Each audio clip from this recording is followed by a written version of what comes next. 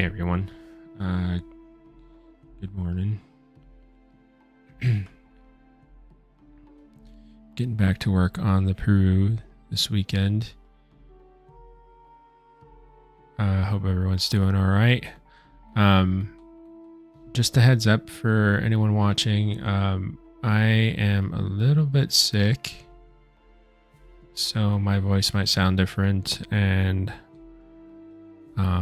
I might be just processing things a bit slower today, but I'll do my best.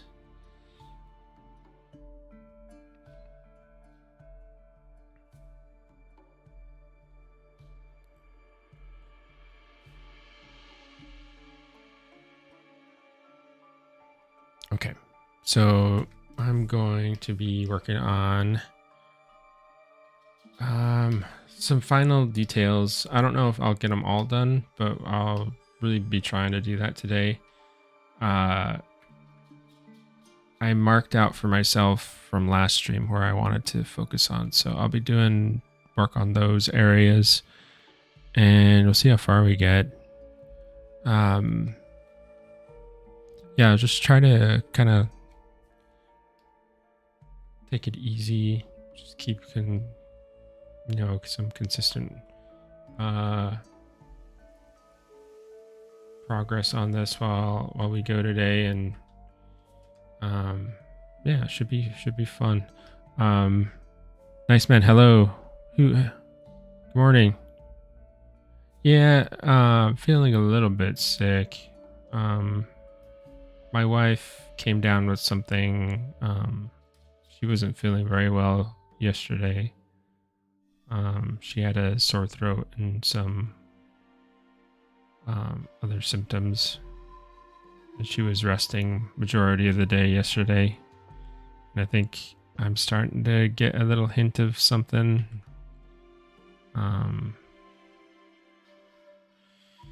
So I hope it doesn't get too bad.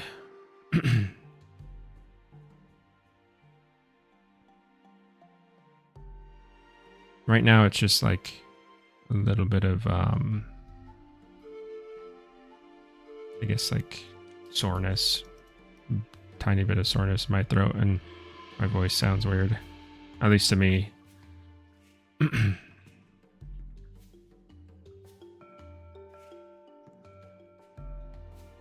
Thanks, Hoot. Thank you. Yeah, how was your week? Anything? Hope it was a good week. Hope you yeah,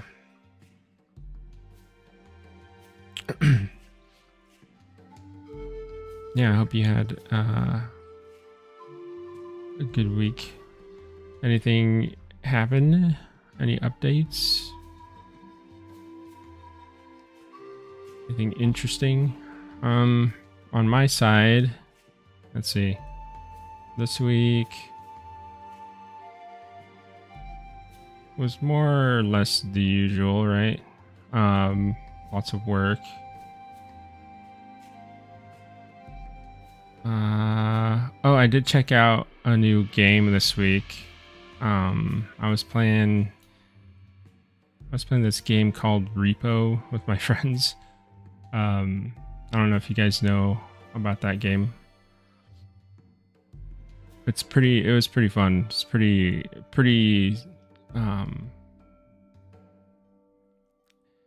it was really silly. You play as like these little robot guys.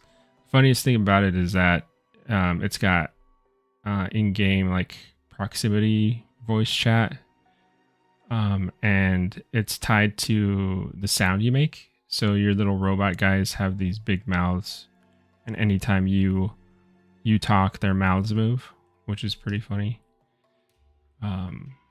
So it made for some pretty interesting scenarios where you've seen your friends running around as these robots kind of flapping their mouths around and getting chased down by monsters and stuff. So that was fun.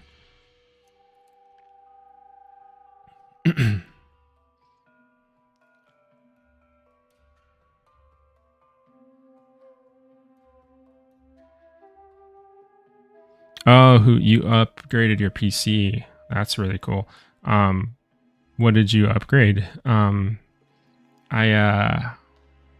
so I built um one, two, three, four PCs so far. Four and like a half, because I kind of like did a partial rebuild on my current PC. Maybe like 2022, 2020, yeah, 2022.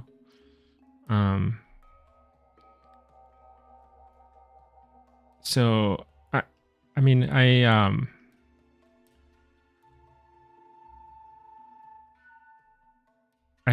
don't find it like, it's sort of weird. Like it's super complicated in my mind, at least, to like find the right parts, make sure they're compatible with each other. Like there's just a lot to consider, I think. But the actual like process of putting the PC together is actually kind of fun for me. It can be a little bit stressful too, but it's super rewarding to like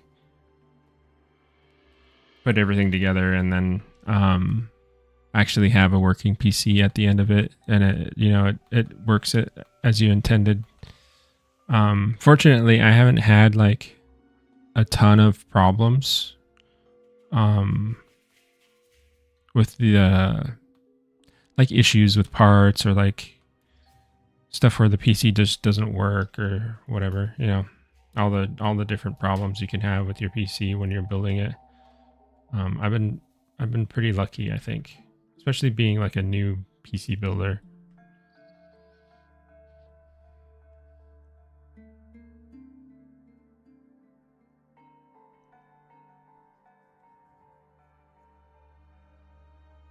Yeah, nice, man. That horror game where you're like, uh, in like some, I guess they're like abandoned buildings or something, and you're just looting it. It's like the other game. It's like Lethal Company, which I think was a pretty popular game. At least a lot of people like to stream it and stuff. That was a fun game too. It was pretty funny.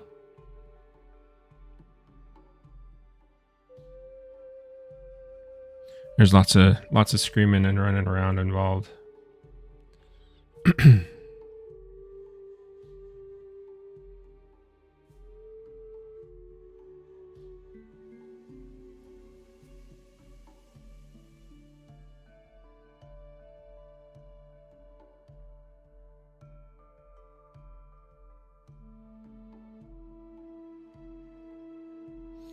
I replaced everything except the case and SSDs.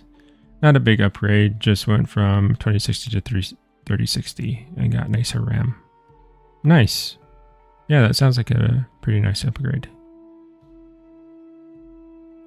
I hope you're able to find all the parts you were looking for without too much like expense. I was looking recently, so my PC's doing fine. I was just kind of like, mostly because of Monster Hunter Wilds, I was like, can I upgrade and get a little bit better performance? So I was looking at possibly upgrading my graphics card and CPU, but turns out it's not really worth it right now, or it wasn't worth it, like, a month ago. I think they since then AMD maybe released new graphics cards that are better than what was out there before, because I was considering getting some of the 40 series cards.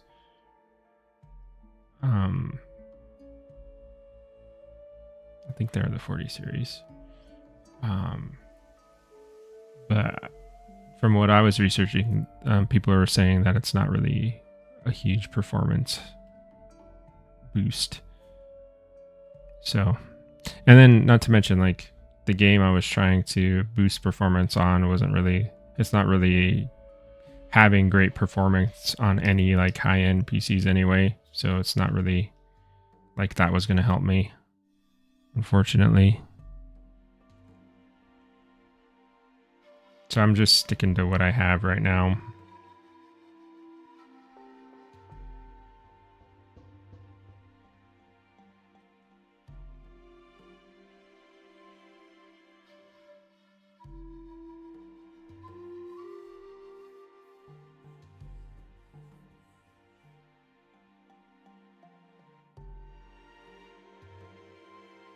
And I can close the mouth. I did that last stream.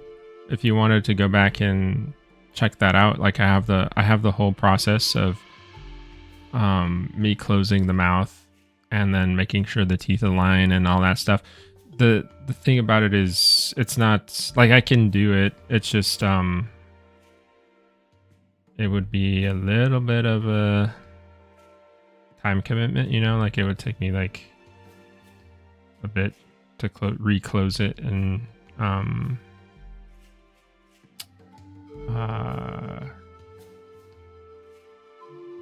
you know, give me 1 second if you wanted to check that out. I can show you. It's just I need to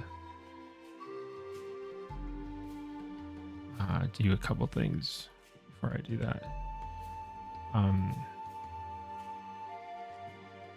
I just want to finish these little details here.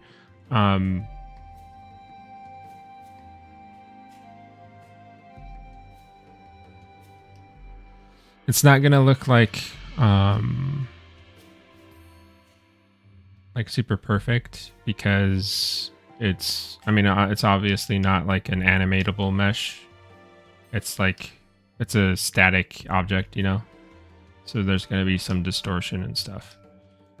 But we did close it up last week. And we made sure that all of that was working. So if you close it up, it looks like this. So see how the teeth are kind of like they fit inside of each other a little bit. And then the mouth fits inside the upper jaw. They're not like so what I was talking about last week is it's not like a crocodile jaw where like the teeth like interlock, like they're kind of like a zipper, right? Like they interlock and cross over each other. They more like they like sit inside each other, like nested. So that's kind of the effect I was going for. But yeah, unfortunately, when you're working on a sculpt like this, it's just you either have to you keep the mouth open or you keep it closed and you just work on it, and then you check every so often to make sure it's aligning correctly. And I'm usually like majority of the time I choose to keep the mouth open because it's just easier to get around. Excuse me. It's just easier to get around in there and like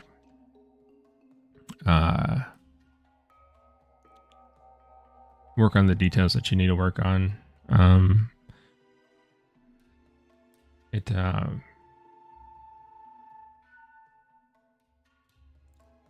Yeah, I don't like showing and hiding the mesh to like work inside the mouth. I'm a little bit lazy in that way.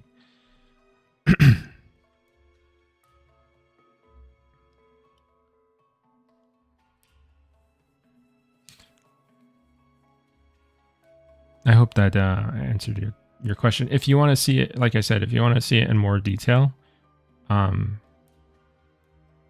should all be in last week's stream.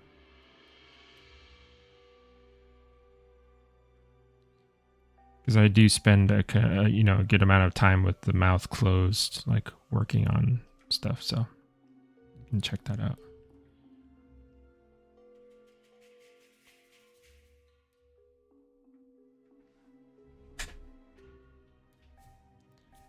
Hey, Mr. Brownie. How's it going?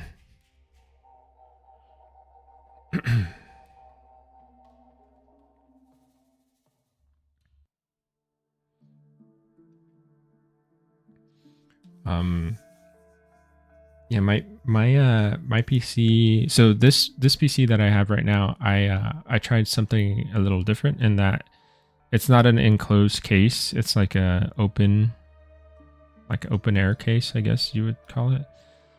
So all the parts are exposed. They're not.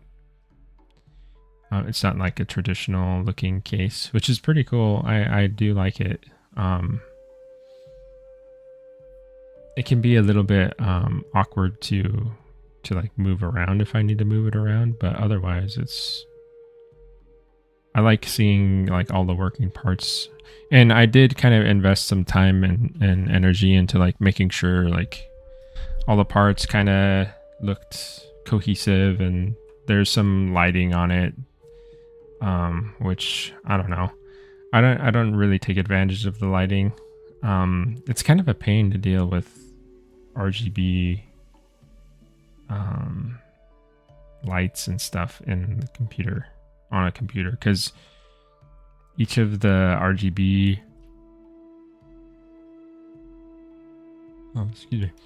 each of the RGB components have their own like software that they deal with, like, and sometimes I don't know, it just, some of that software just feels kind of janky.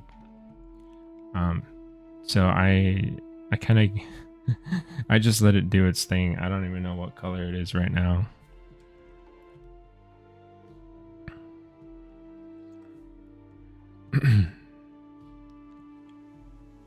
I think if I build another PC in the future, I'm not even going to worry about that. I'm just gonna probably just pick parts that are just like all black or something, and not even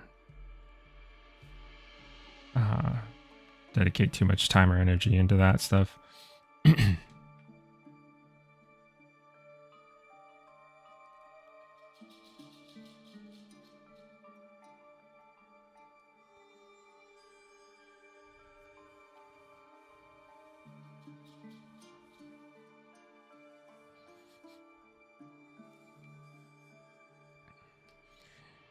Yeah, the open designs are pretty interesting. I've seen some crazy layouts for those. Some really interesting like case shapes where you're mounting it on like angled surfaces and stuff like that. I didn't really get that fancy. I was actually watching a couple videos on YouTube recently of there's a guy that made like his like entirely custom case out of like acrylic and stuff, and he was like cutting parts out in like a laser cutter and stuff to make a really cool looking PC. It like looked like a cube, but like set on its edge. Pretty sweet looking. I'm not that dedicated to it though.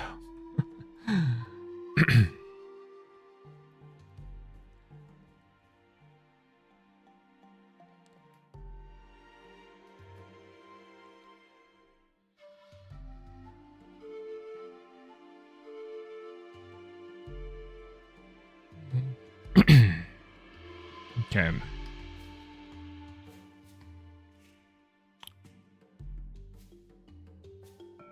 Let's see. I'm almost done with the lower jaw here.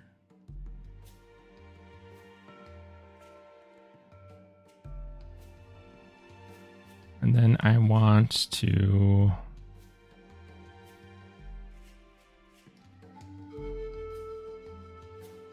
there's a little bit of, I don't know if I covered this earlier, but there's this thing in ZBrush in the settings down here.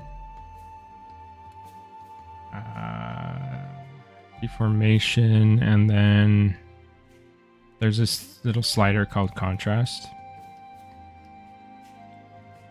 And that can sometimes help push shapes a little bit, so that way they're a little bit like deeper.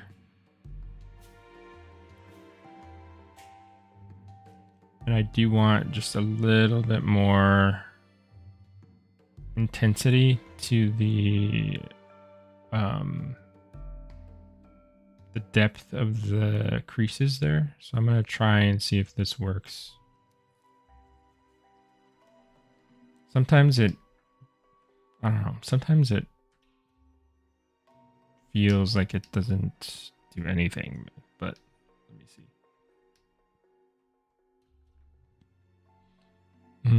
If I undo it, and then I redo it, edit.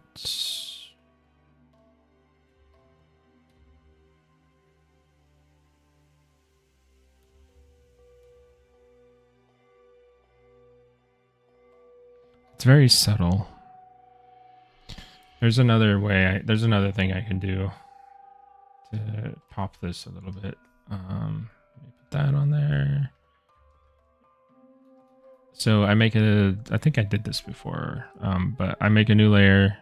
I smooth out. I actually kind of like ruin this by like smoothing it out. And then I use this layer and set it to a negative value. And it actually pops the texture. So instead of smoothing it, it like increases the roughness, I guess might be a good word. This might be a bit too much. I'm taking it down to about half. And then we'll turn it on and off and see how it looks.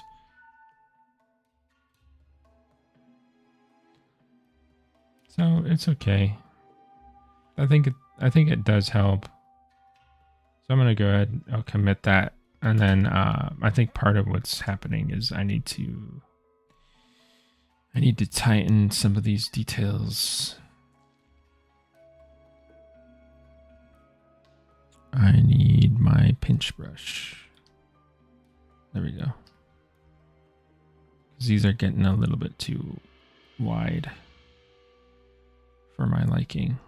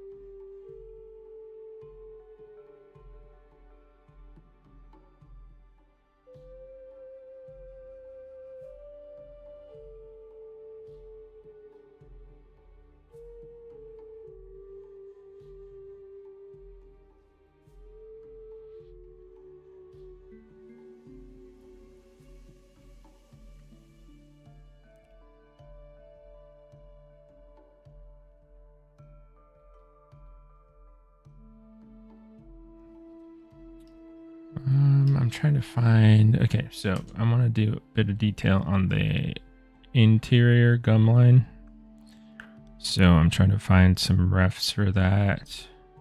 And then I think what it's going to be mostly is just like some noise in there because it seems pretty smooth, that I don't want to leave it entirely like perfectly smooth, or else it's gonna look plasticky when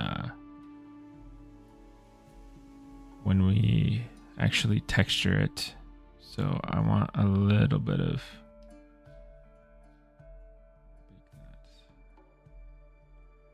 the subtle like surface noise on there. We might actually have to add more in Substance Painter when we get to that, but for right now, this will probably be okay.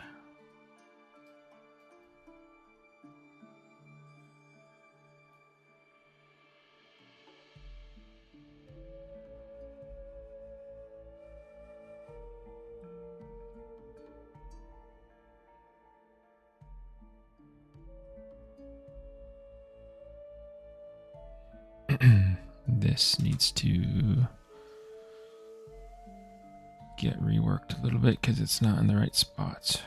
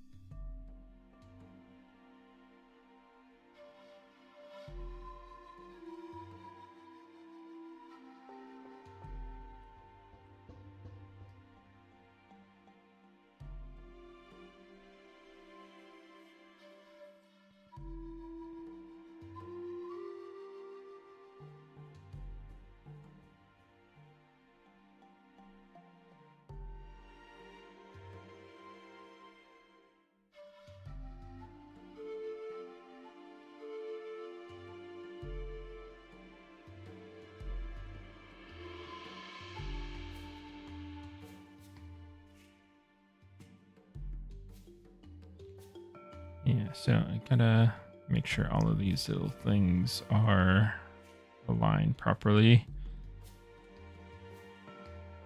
so they don't look off. I actually feel like they're wrapping around the tooth.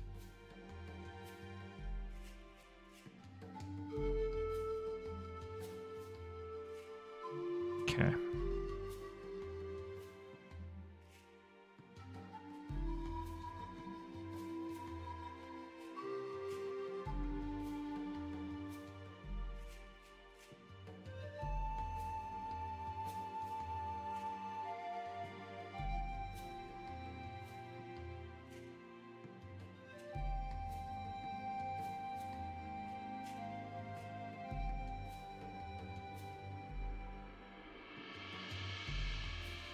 Oh,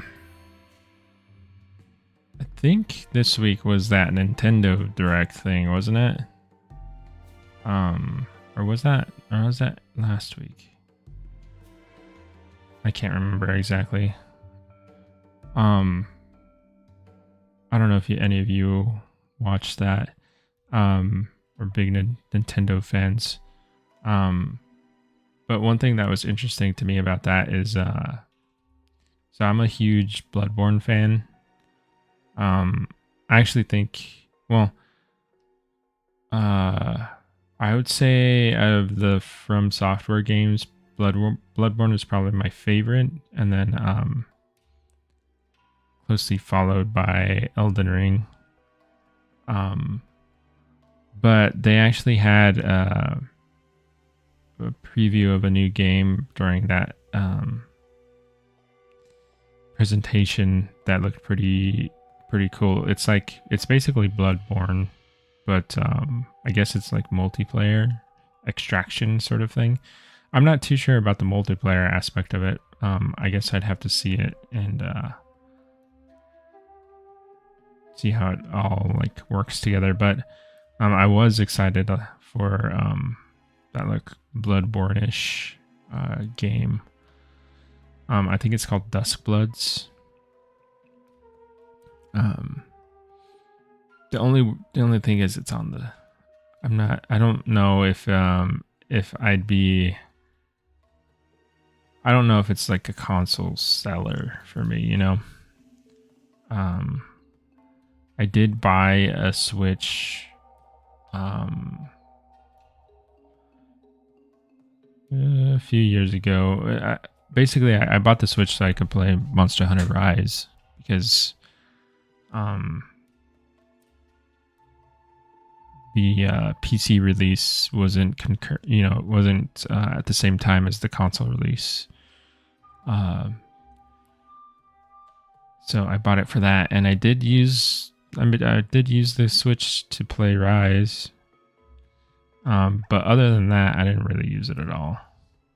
So I don't know if I would get any additional use out of a Switch 2.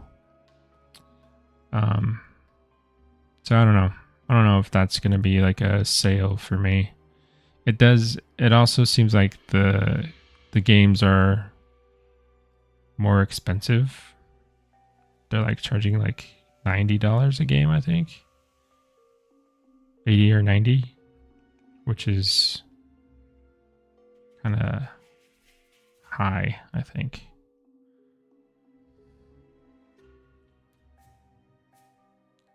So I don't know. Yeah, look, really excited about that new game, but kind of at the same time, I'm like, I don't even know if I'll get to play it. Maybe they'll release it on PC or something later, but I don't think Nintendo's known for doing that.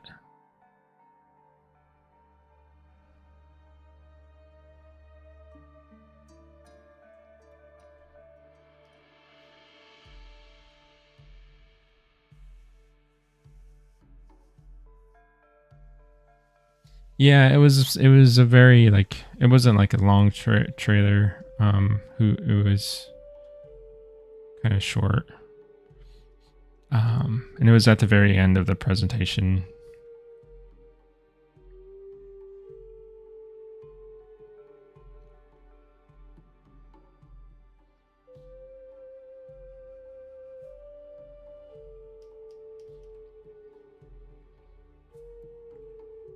Okay, so I think that might be okay for the lower jaw right now.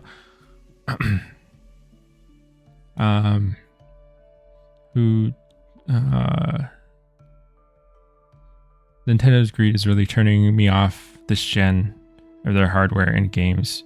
Between the price rising and their bullying of Pal World, I'm a little off Nintendo these days. Yeah, same.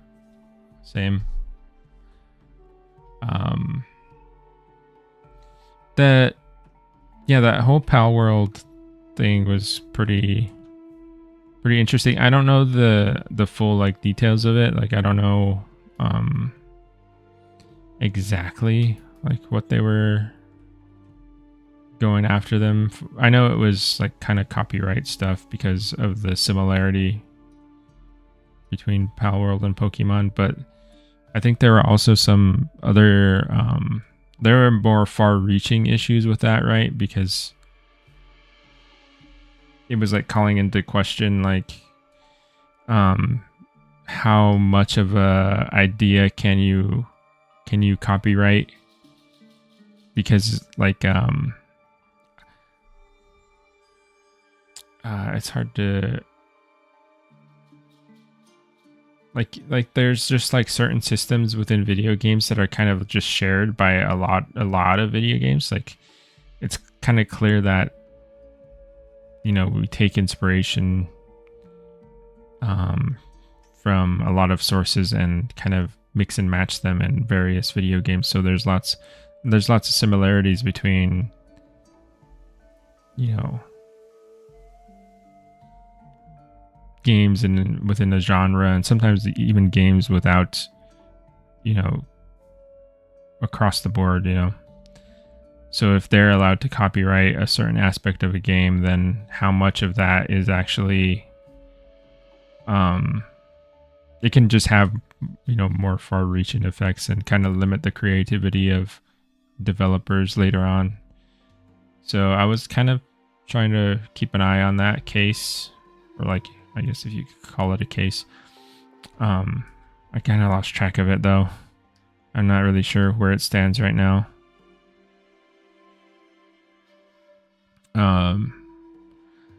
I did play Pal World. I had a lot of fun. I do like the like creature collector sort of thing. It's one of those things where, I mean, Pal World kind of did what people have always wanted Pokemon to do, I think. Like the big open world, like play with your friends, just roam around, explore, capture the creatures and stuff. I personally always wanted that sort of thing from Pokemon, but it just seems like they don't really care to do it, or like they're fine just doing the same game that they've been doing. So it just seemed like they were kind of angry at the Pal World devs for doing what they knew they should have been doing. Because it's kind of hard to ignore the community, because they've been pretty vocal about what they want. I think a lot of people asked for that sort of game already.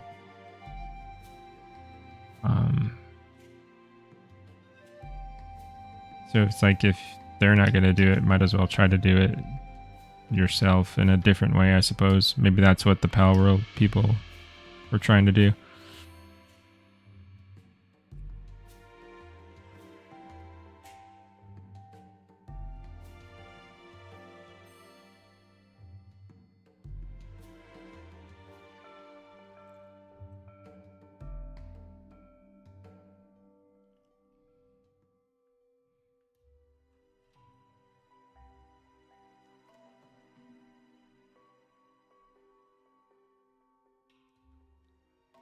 I kind of I've always been more of a Digimon guy than Pokemon. I kind of hope that there's some sort of new Digimon game that's a little bit like pulling from similar ideas. There was a new Digimon game announced earlier this year, I think, or maybe at the end of last year. I don't know too many details about it though.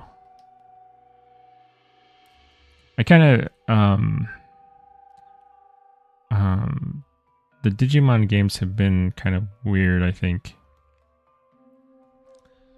And I haven't really played many of them.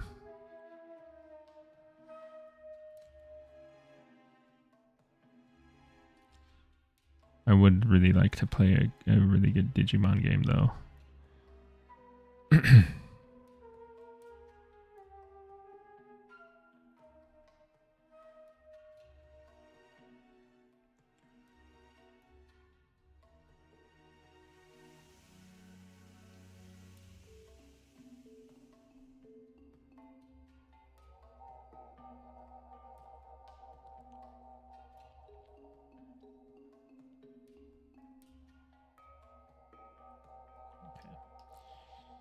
So we got the teeth in there, or like the details here on the mouth where I was. That's one of the areas that I marked for some additional attention last time. And then the other area that I have is the tail. So we'll work on the tail now. So I think the mouth is in a really good spot.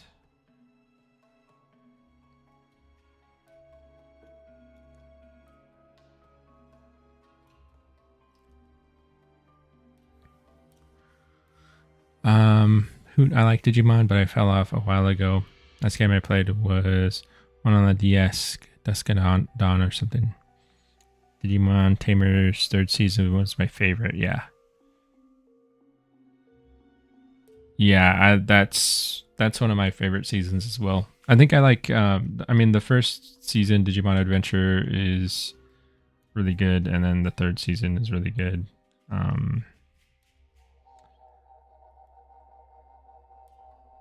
I did actually enjoy the 4th season, which was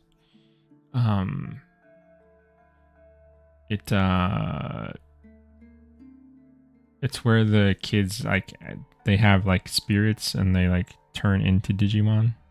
I know a lot of people didn't really like that one, but for me, I thought it was pretty cool. It gave me kind of like the reason why I like it. I think it gave me kind of like Power Ranger vibes. It kind of like mixed the two things. So that's what I kind of jived with, I guess. I really liked that one. I was watching Ghost Game, which was actually pretty good. I thought it was actually pretty funny. There's a dynamic between so it's all about like they give it kind of like a creepy spin where like there's a lot of ghost Digimon and like creepy Digimon that are like causing problems in the real world, you know.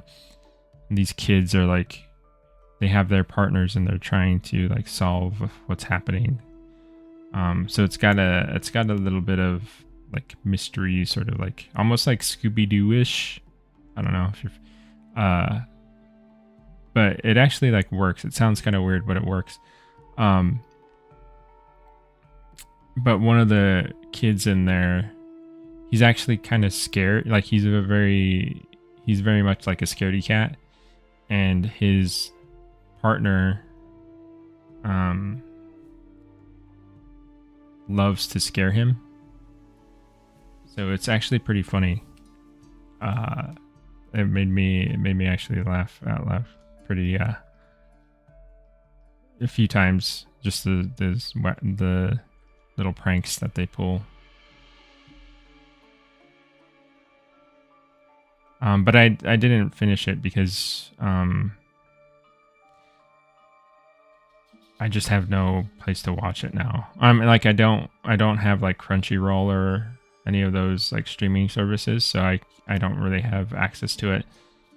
Or else I would watch it more.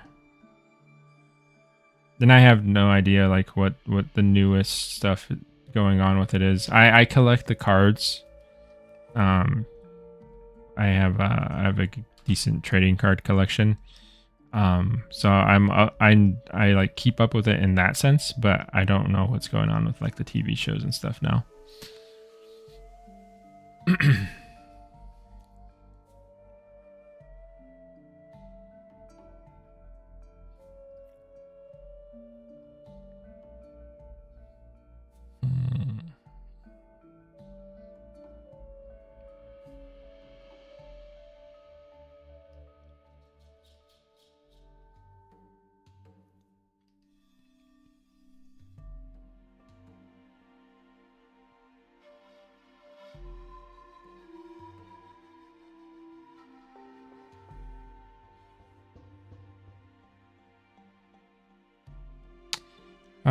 Jared, did you hear about the scientists managing to bring back the direwolf? Yeah, I did actually. That whole scenario is kind of interesting.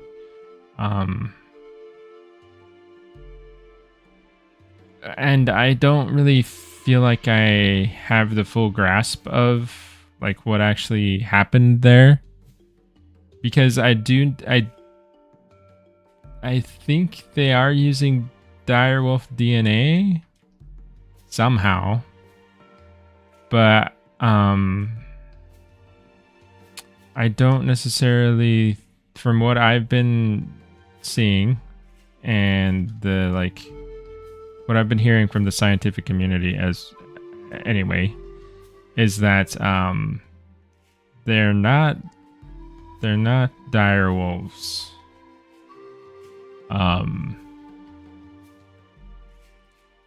They are wolves that have been genetically engineered to look a certain way and resemble what we think. And honestly, it's not really like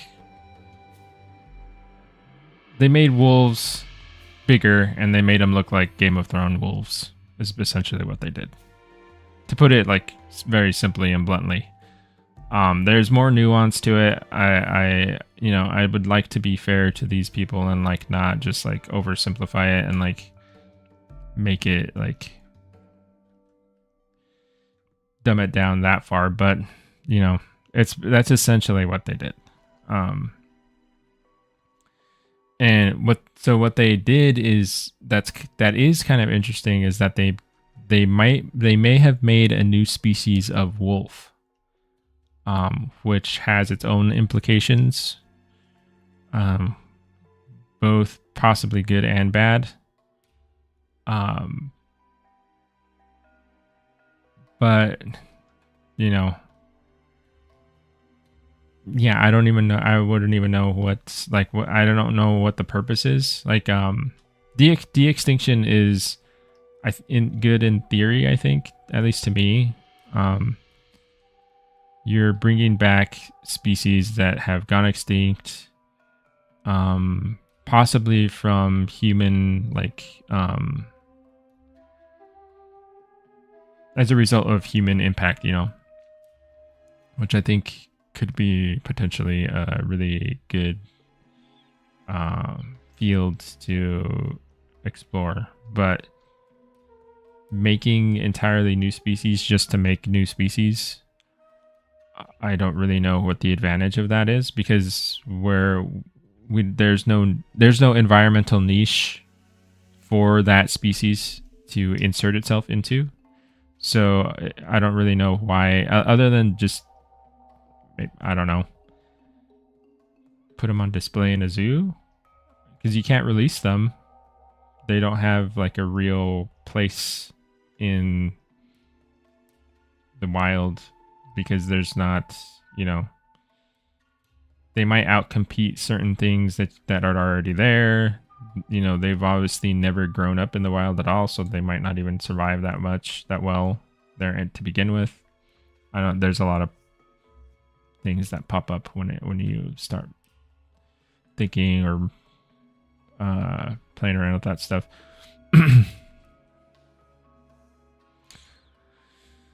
And like the thing about like direwolves, when you actually like look into direwolves, is they're actually they are like a big they're just not what you would expect a direwolf to look like, because we're used to Game of Thrones, right? Like, that's not really what a direwolf looks like. I think they would actually look more closely to like what I think there's a picture of a reconstruction of a direwolf.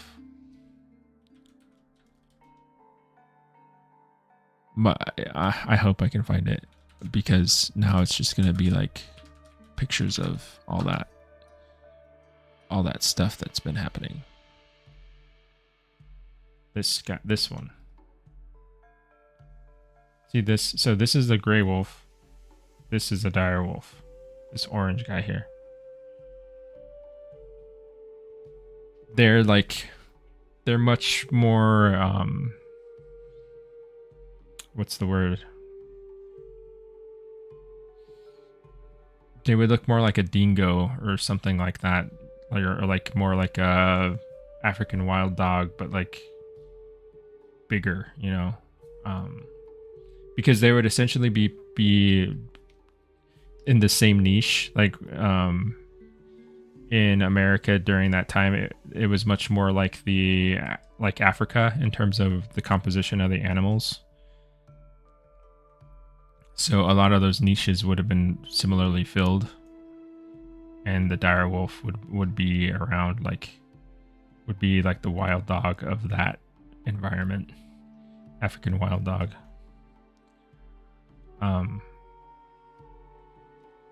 They actually look really cool, in my opinion. I like them. I like that interpretation better than like the big Game of Thronesy sort of thing. But that's just me.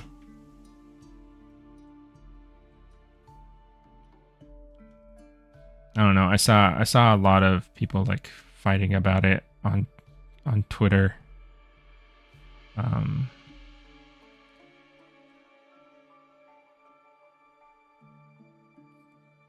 I think I'll probably look into it more and actually see what's, because I'm just kind of like skimming the surface of it, you know. I would like to take some time to actually understand a little bit more about what was done. I think what would have kind of eased the scientific community's like concerns about it is if they had actually like published some sort of paper alongside the announcement to like let us know like how, you know, what's the research, like how is the DNA actually being used, like what did they actually do, sort of thing.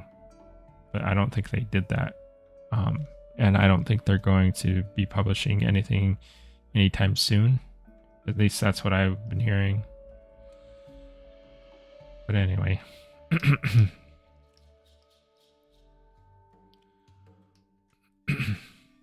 a lot of friends have been asking me about the direwolf, and I feel like I'm always like letting them down because they expect me to be really like excited about it, and I'm actually not that excited about it. It's like there's a little bit more. It's more like kind of concerning maybe than excitement.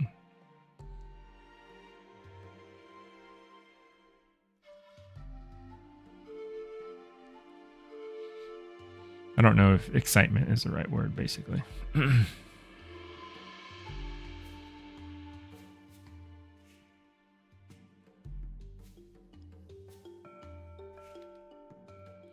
Yeah, they're more related to jackals. Yeah.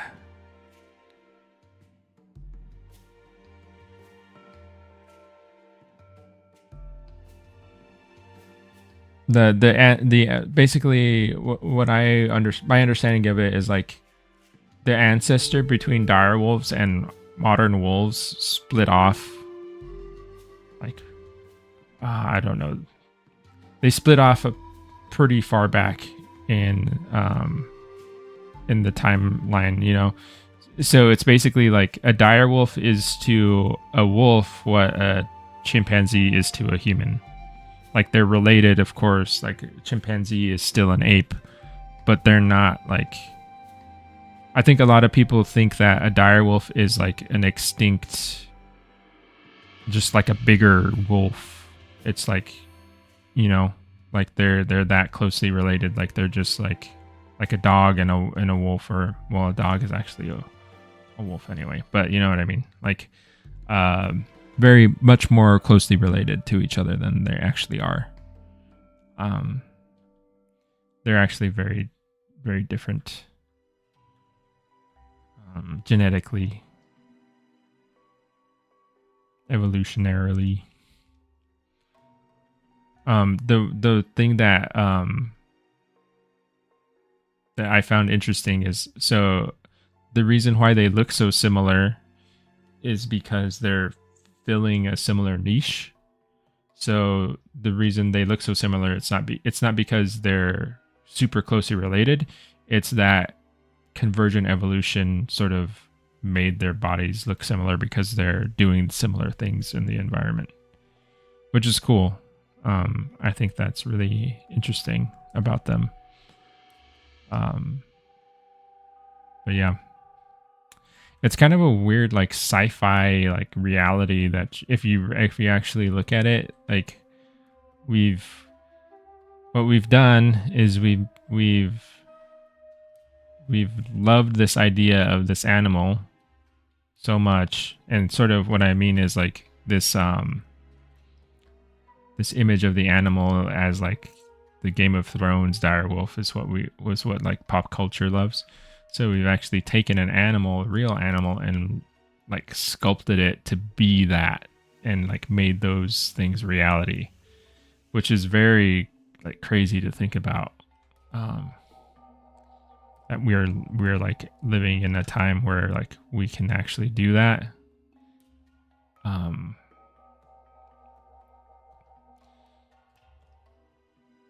yeah, I did not think that an announcement like that would be uh, just popping up on a, on a Tuesday or whatever day it was this week.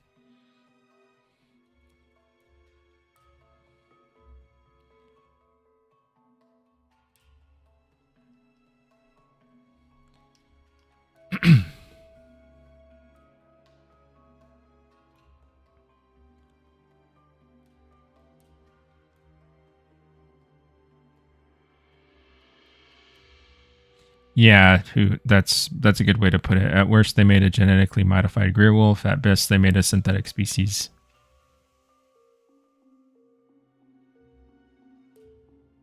Yeah, I agree with you. The environmental role isn't there.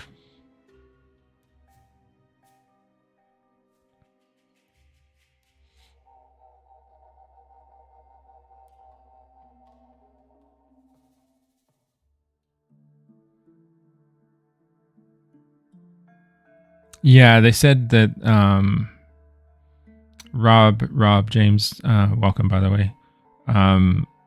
They said they are going to publish a paper soon, which is interesting. I would like to see, basically what I would want to see is how are they using the direwolf DNA in the like the genome of this new animal? Like what did they actually do? And how is that being manifested in the physical like appearance?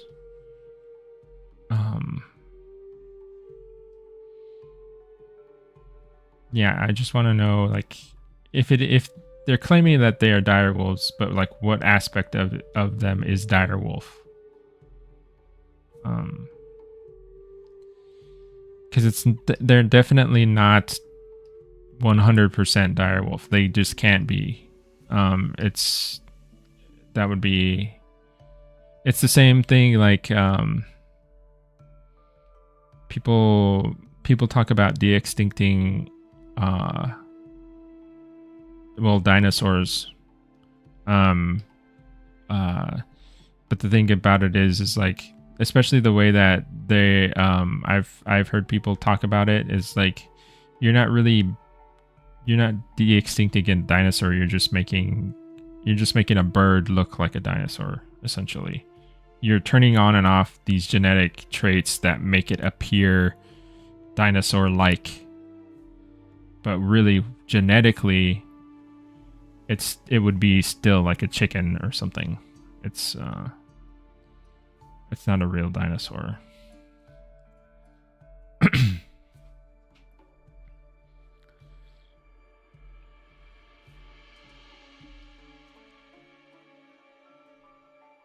So I think part of the problem is they're not really communicating the like.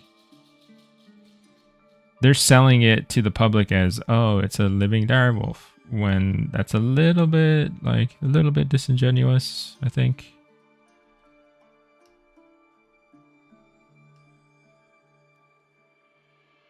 I think they should be a little bit more forthcoming about what is actually happening. But it's kind of all about the spectacle, I think, right? It's about the views too. Which is kind of sad to think about.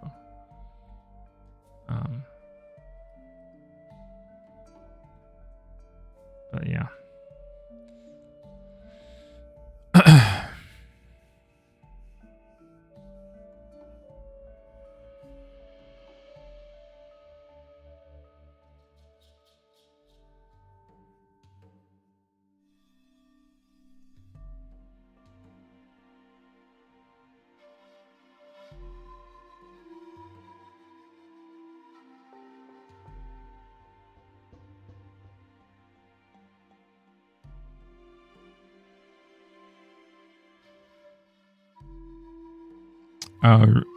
Who researching ways to grow embryos without a surrogate. That's interesting. I didn't see that part.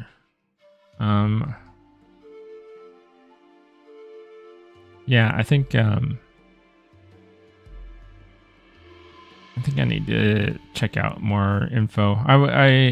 Like I said, I feel like I'm skimming the surface of what actually is happening, and I need to kind of delve in. Because right now I'm forming my opinion based off what I've seen, like the interactions I've seen on like social media and like the announcements that I've seen and stuff like that. And then very, not a lot of like in-depth. I just haven't had time this week to take a real look at it. A lot of my friends that are more like scientifically, like I'm friends and part of communities with, parts. What is the sentence I'm trying to formulate? I know people in communities that are more like science-based, like paleontologists and evolutionary biologists and stuff like that, and I've been seeing them talk about it and like their concerns and stuff.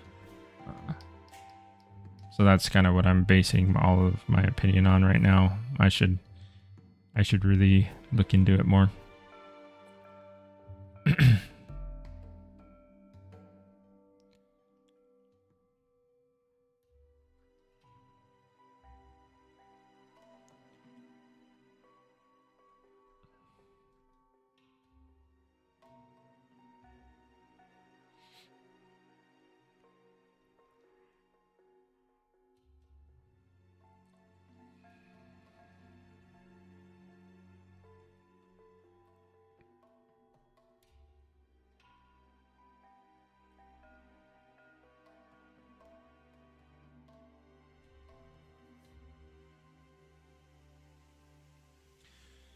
Yeah, thanks. Dude. I'm pretty fortunate in that way that I know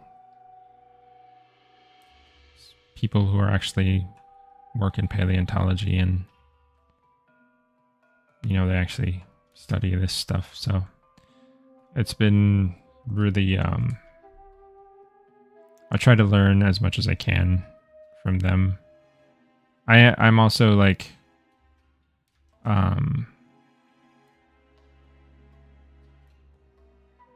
what's the word?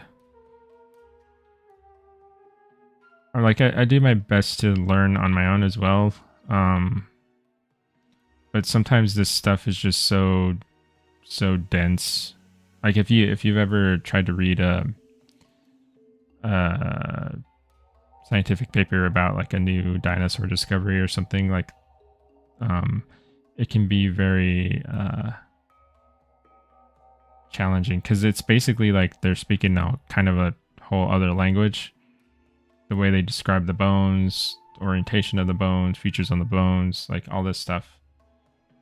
It's if you don't like constantly read it and just keep up on it,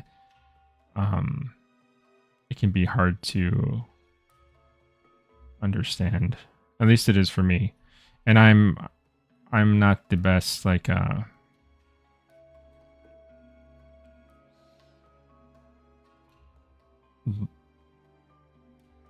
it's just certain ways that information is presented don't like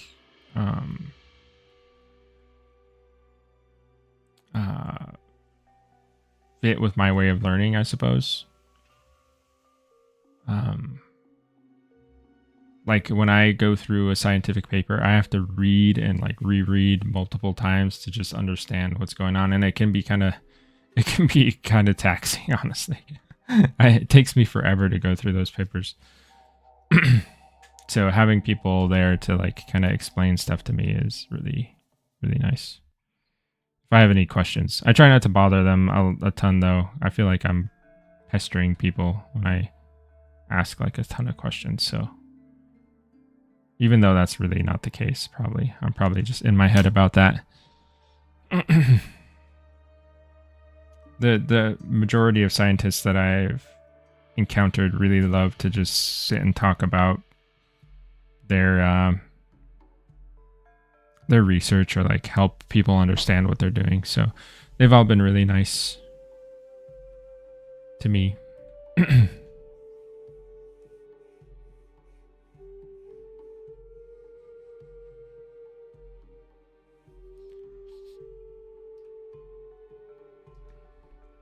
Oh yeah, Spinosaurus. Reading a paper about Spinosaurus. Yeah, Spinosaurus is a nightmare. I have avoided sculpting Spinosaurus for a while.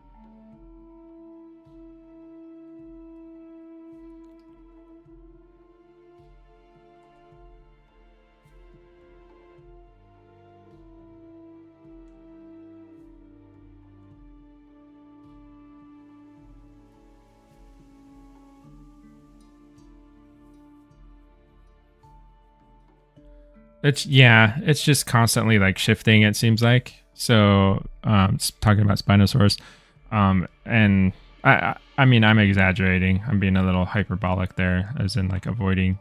I do have a Spinosaurus sculpt that I started, that I just haven't gotten back to. But it's it's just, the joke, kind of the running joke among paleo artists and paleontologists about Spinosaurus just like shifting around a lot every year, basically. 1 year he's on 4 legs, and then 1 year he's got a tail fin. The next year his sail is round again and not M shaped, and like it's like, when does it? Somebody just take some time to to lay it all out for us, I guess.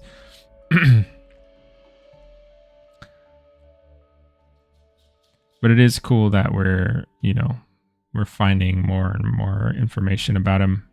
He's definitely much more interesting than I ever thought.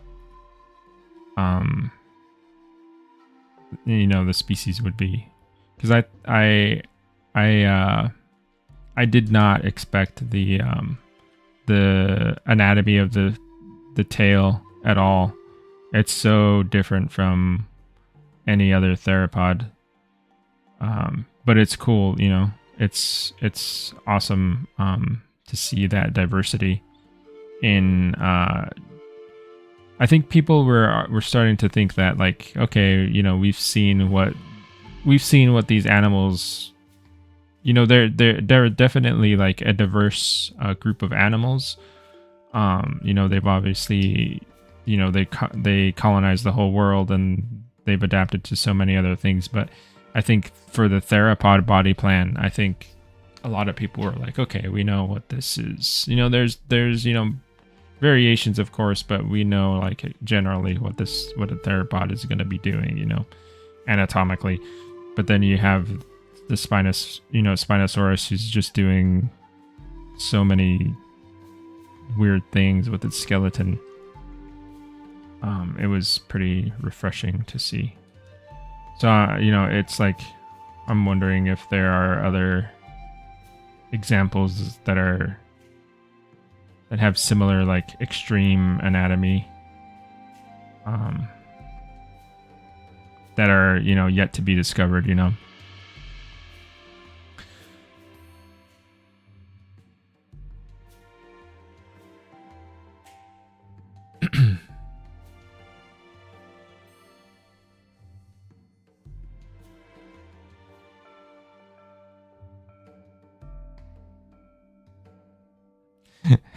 Yeah, it doesn't help that some of the remains of Spino are like bombed out of existence. And there's some unfortunate developments with, like, its the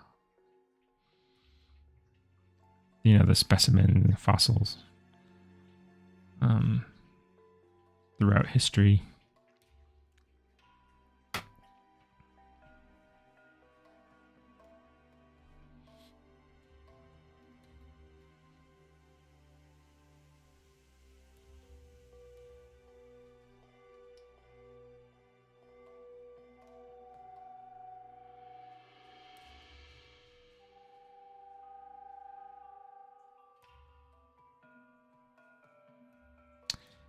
paper I read was trying to prove spinos weren't very aquatic and could actually get stuck sideways.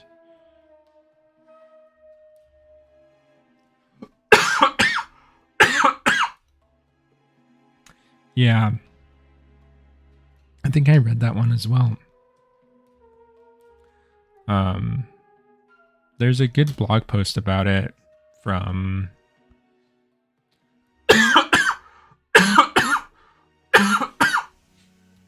oh, excuse me. Oh man, who made it? Who made that blog post?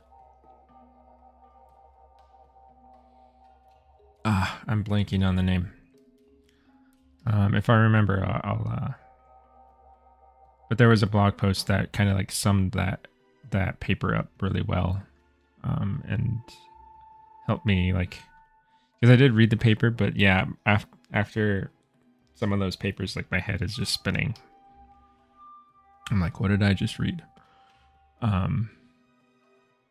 It's a lot to digest, and honestly, some of the ways, some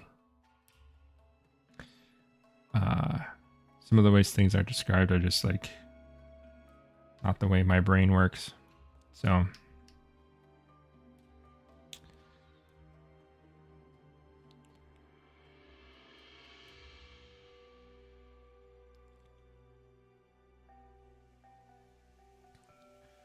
I'm actually so when I was deciding on, like, kind of like what career path to choose, I guess, I was actually it was up to two things. I was either going to be an artist, or I was going to go to school for comparative anatomy, or evolutionary biology, one of those.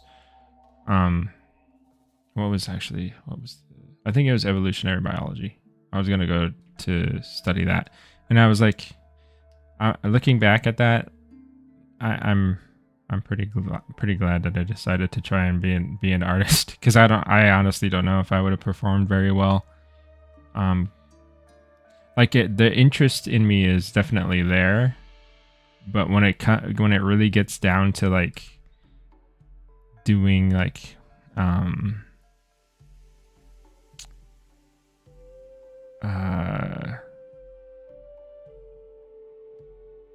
like doing all the reading, like the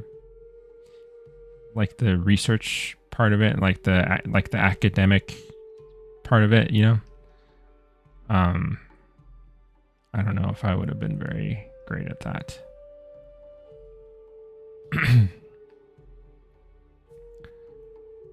It would have been a struggle, at least, much more than.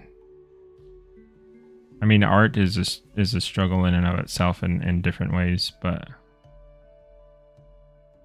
I feel like I'm much more motivated to draw, you know, than I am to, like, sit and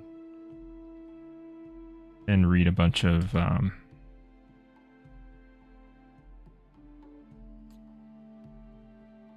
you know, read a bunch of science books. Although I don't know.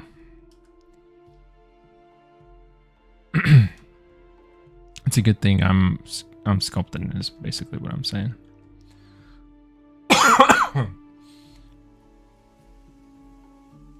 Oh man, sorry guys, my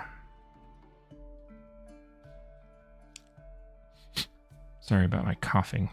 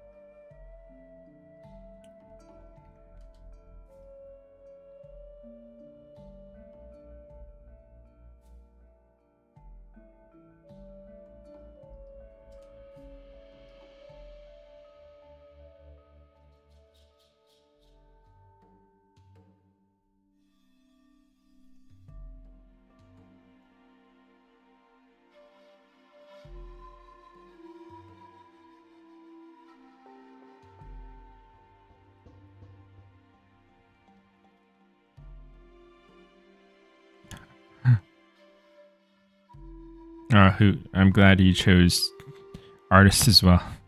If you hadn't, wouldn't have these awesome Saturday morning streams. Oh, thank you. I'm glad it turned out the way it turned out as well. You know, I get to still have some of the science, you know, but I get to be creative too. So I think it's the balance that I needed. You know, I might not be like a super expert on, you know, a given topic, but I feel like I respect the science, and I know enough about it to like give it, you know, give a sculpt a good go. And then if I need additional help, I can always reach out or like do extra research to find out, you know. So that's good. I'm satisfied with that. You can't be an expert at everything. You know, there's only so many hours in the day.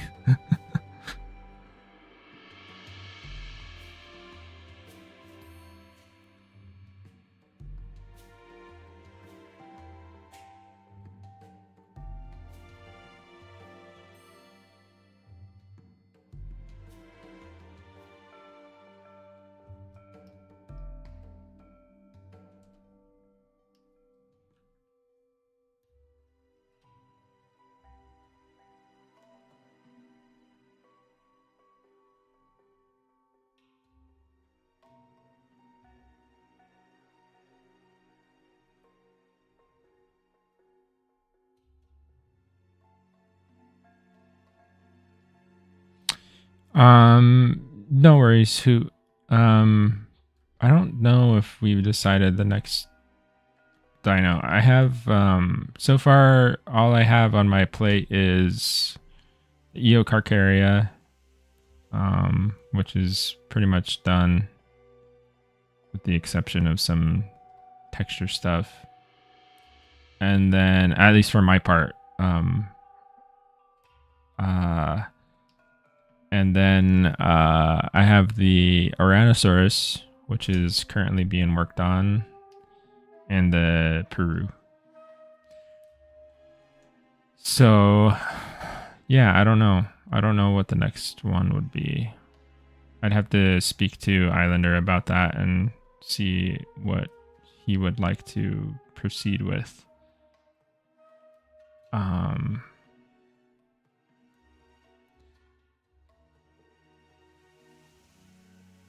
Yeah, that is the best answer I have right now.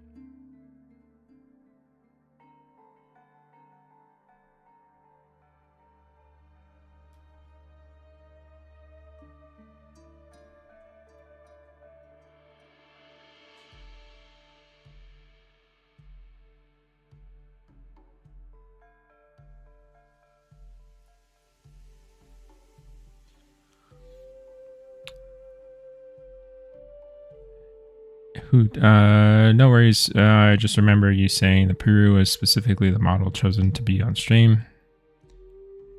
Since you say it's getting close to done, I'm curious about the future. Yeah, I'll try to maybe get an answer, more clear answer for you soon. Because I'd like to know as well, just to like start brainstorming, thinking about ideas or directions,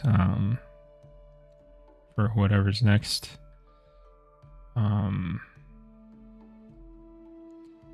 Yeah, I'll check in with Islander and see if he's got any ideas about that.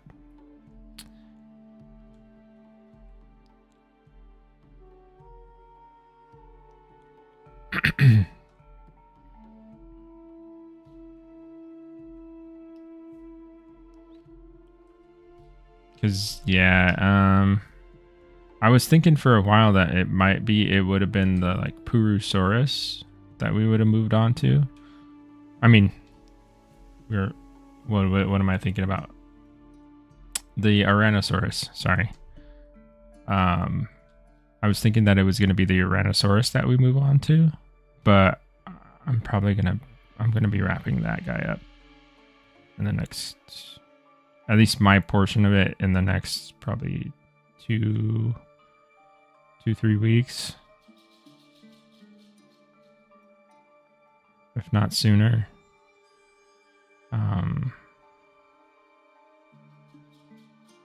So he's definitely not gonna be.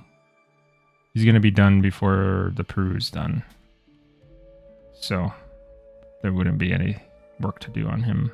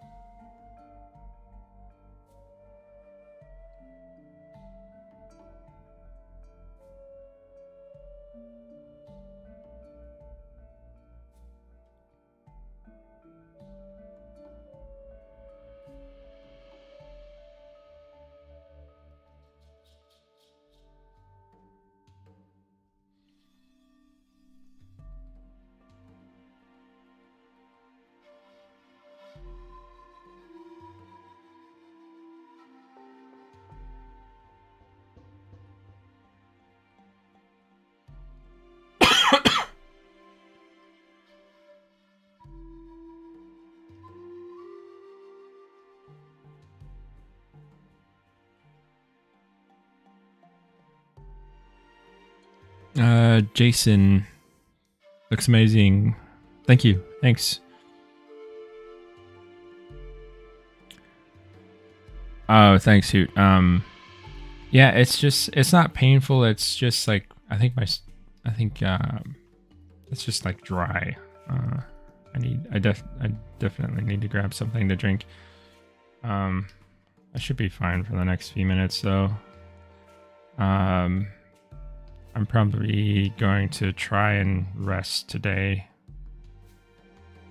after the stream as much as I can, and hopefully it doesn't like, knock me down as hard as I think my wife got hit pretty hard by whatever this is, honestly. She was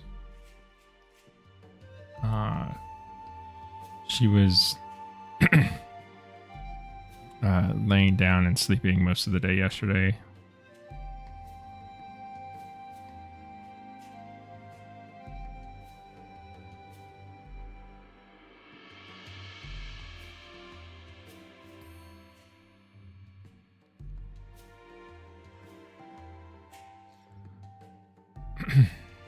Usually, I mean, I've been pretty lucky. I haven't been sick in a while.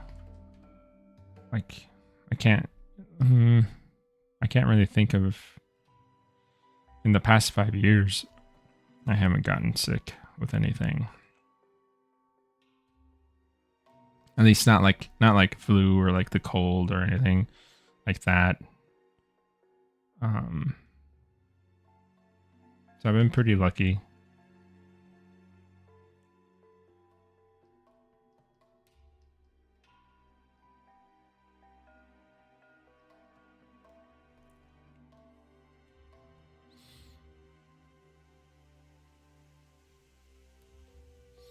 Arano on the stream post looks really good. Thank you. Yeah, he's coming along. I was so I'm pretty much finished with the scales. And now I'm kind of like prepping to do all of the texture stuff. But I need to do a little bit of preliminary work to get that set up. So that's kind of what I'm doing right now.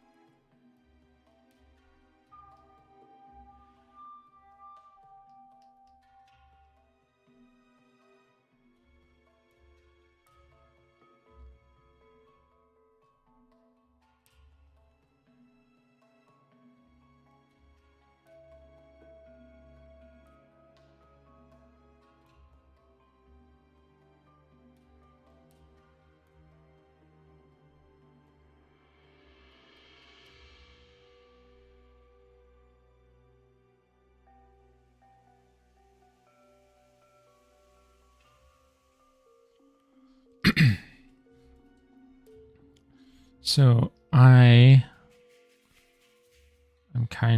think I might need to make a new alpha for these even different.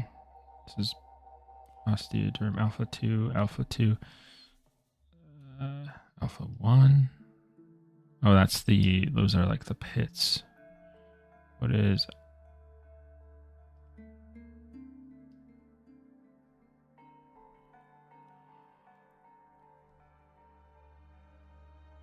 alpha 1? This is alpha.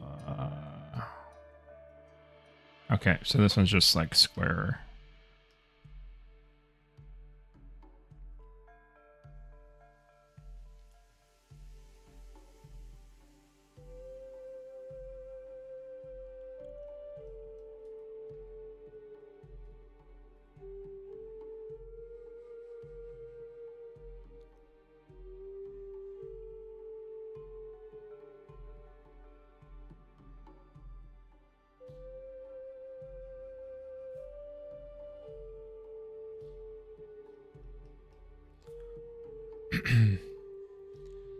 What I'm seeing on my ref is like a bunch of little scratches and stuff on, which I don't think I'm gonna get into the scratches and stuff like that on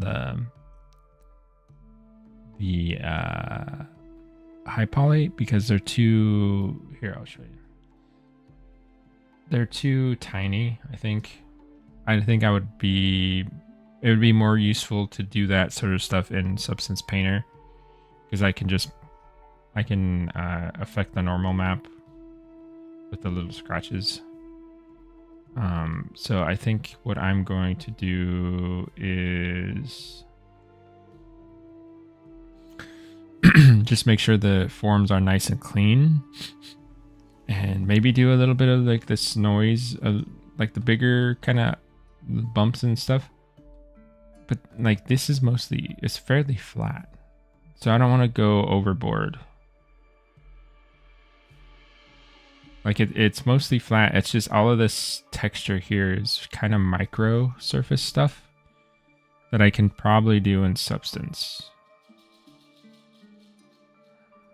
So I'm just kind of working out what I want to do in the actual sculpt and what can be saved for later.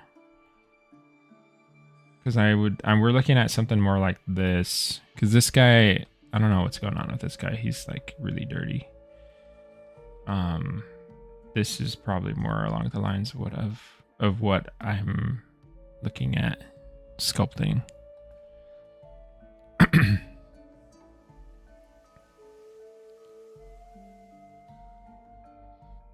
Kivarstra, good morning.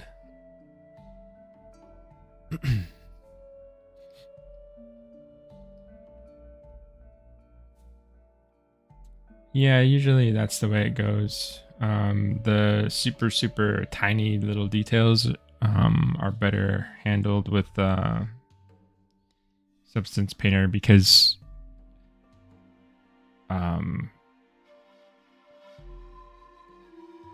I can scale those details pretty much infinitely.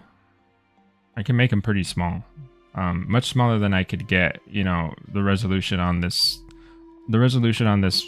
sculpt is not going to accommodate such super tiny little scrapes and scratches and stuff like that. So it's better that I just handle a lot of that in Substance. But I do want to make sure that these forms are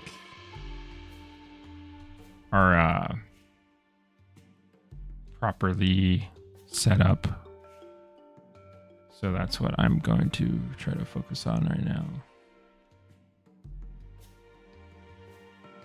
Just like cleaning up the little separations here and making sure that they feel clear and they're not like blurry. These are feeling a little bit blurry.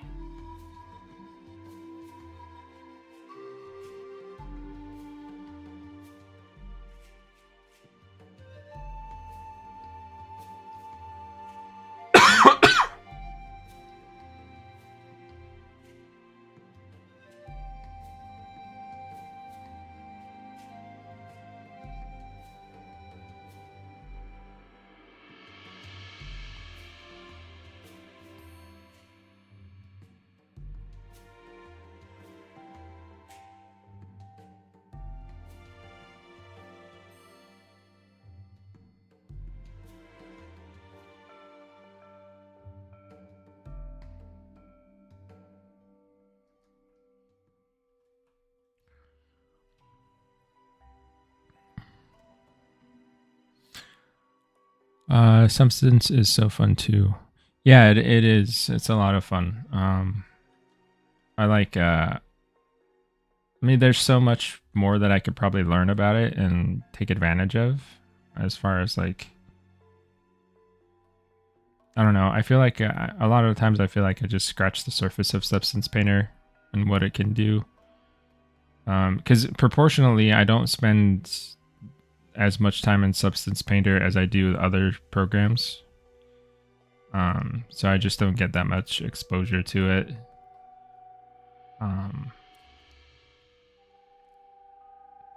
But yeah, it's a really fun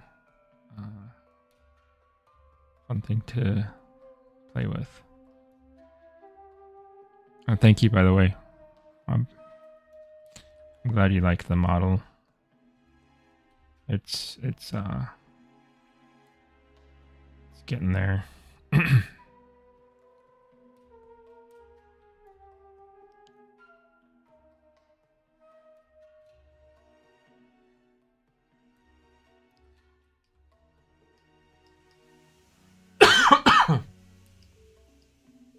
Okay.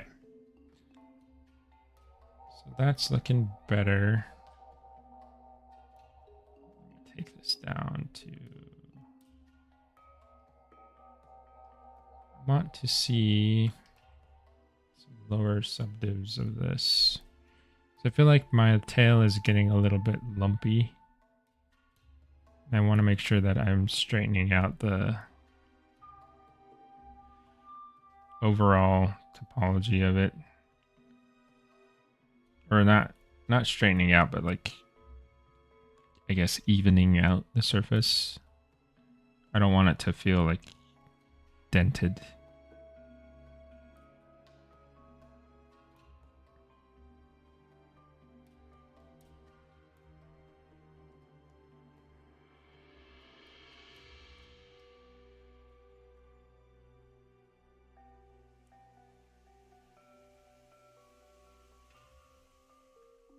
Checking the silhouette really quick.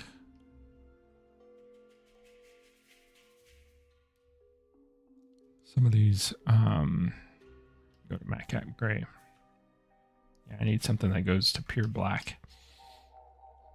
This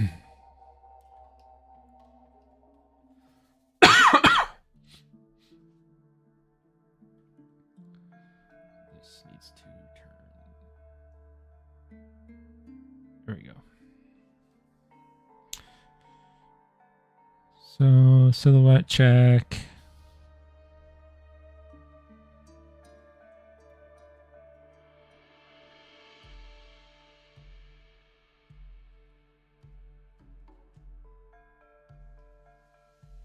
These feel good. They could feel just slightly more pointed, I think.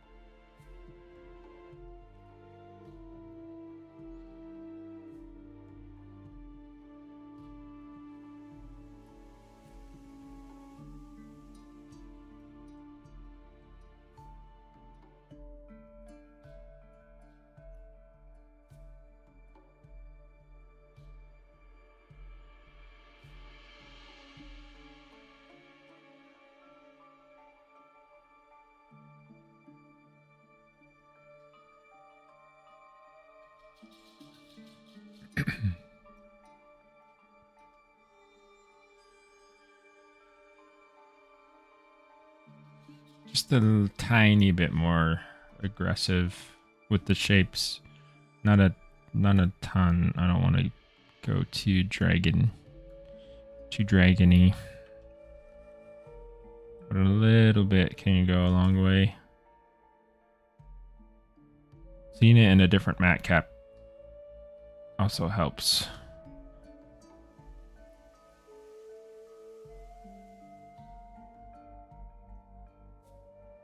Although maybe one of these ones might be a little bit better.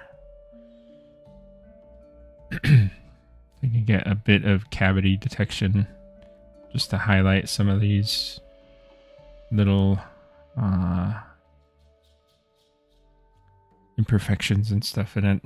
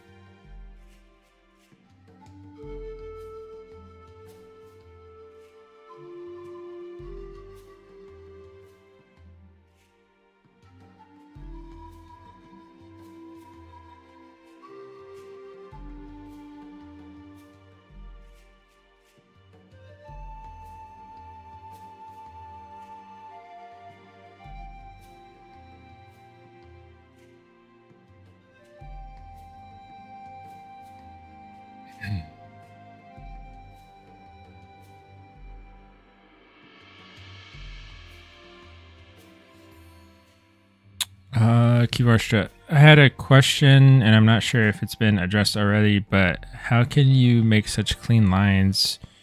What does your setup look like? Do you also use a glove while you work? Clean lines like these ones. I use special stylus glove to reduce surface tension between the skin and the glass. Oh, so I just have my tablet. It's this Wacom. I don't even know what generation this is. It's like maybe a gen or two behind. But it's just my Intuos tablet. And I don't really use gloves on the tablet. I do have the this glove, right? If I were using my Cintiq monitor, I would probably use this. But for the tablet, it's pretty smooth, so my hand doesn't like grip onto it. As a matter of fact, if I use a glove on top of the tablet, it's a little bit too slippery. Like it feels like I'm skating around on, on ice or something. So I don't usually use the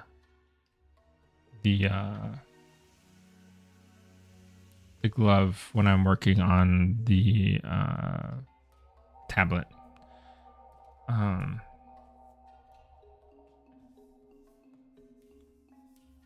And like the surface of this tablet is also been worn in a good amount.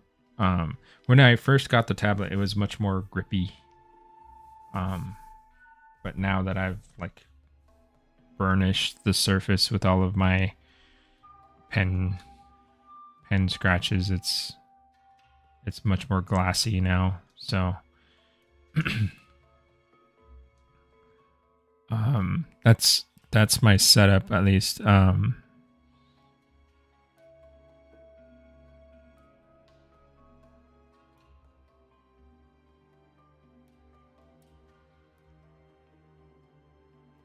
Yeah, I used to work on my Cintiq a lot, but then and I may reconsider this because I'm thinking about moving around my setup just a little bit because it's kind of a shame, right? Like I have this Cintiq here and I'm not using it, and it's the Cintiqs are pretty expensive, so it's kind of like a waste if I'm not utilizing the Cintiq for what it's supposed to be used for. Because right now it's just a third monitor essentially.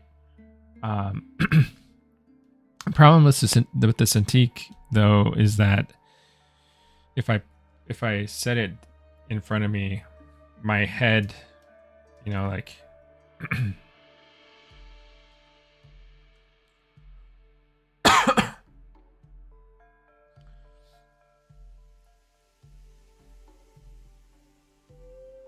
like if the Cintiq's at this angle, and then I have my other monitor right here, my head is looking down here, and then my arm is like, drawing or whatever, right?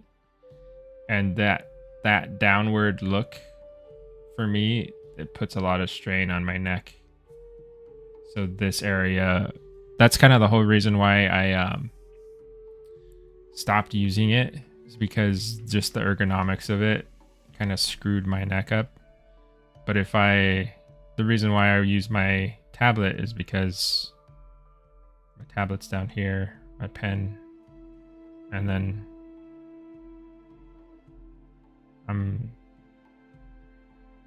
my neck's more of a neutral position. I'm looking straight at my monitor. That's kind of why I set it up this way. So it's like, kind of sucks that I don't get to use my Cintiq. But it's much better for my body, I guess. In the long run, it's less painful.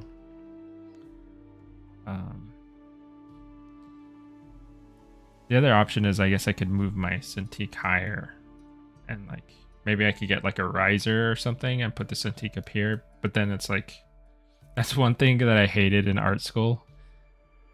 When we would draw and stuff, is like we would have you'd be at an easel. So the easel would be here and my arm would be in the air, like suspended. There's no support.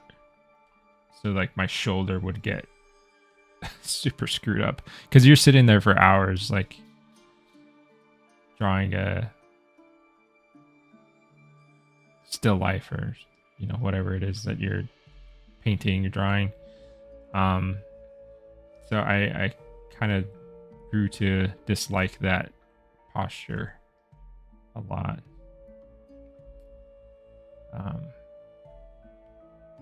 So I don't know.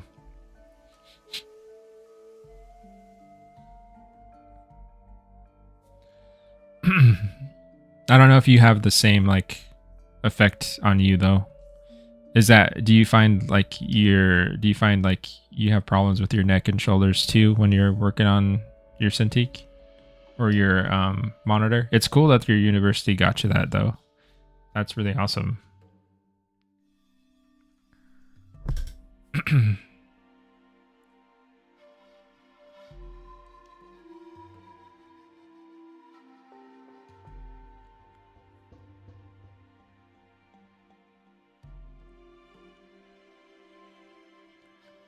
Oh, thank you. Yeah, I figured it's like that's kind of weird to explain. So it's better to just show.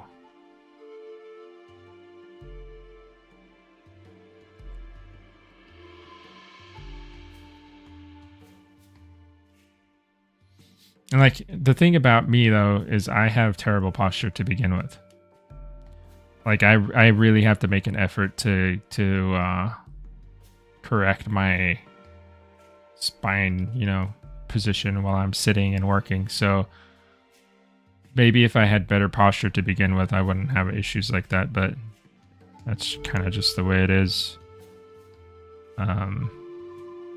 So maybe if you have better posture than I do, you have an easier time of it.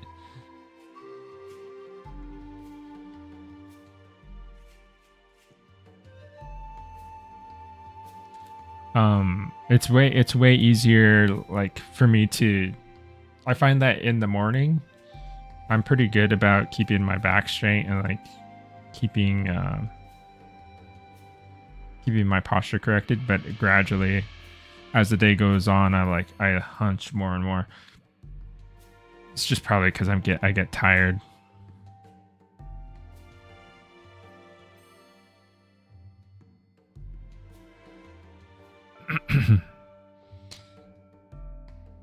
Kivarsha, they gave me a tech kit with a bunch of stuff.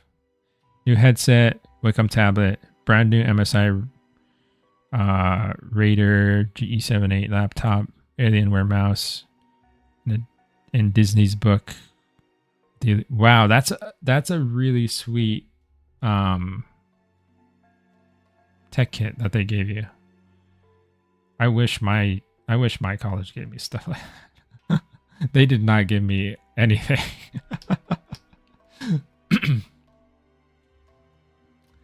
I got nothing.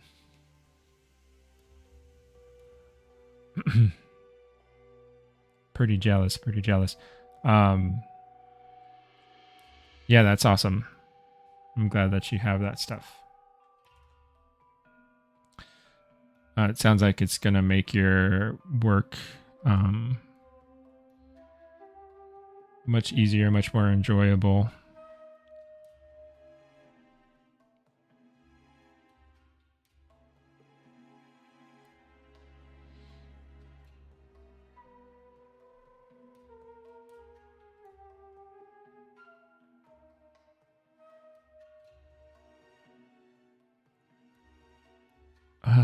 Where the heck is my pinch brush?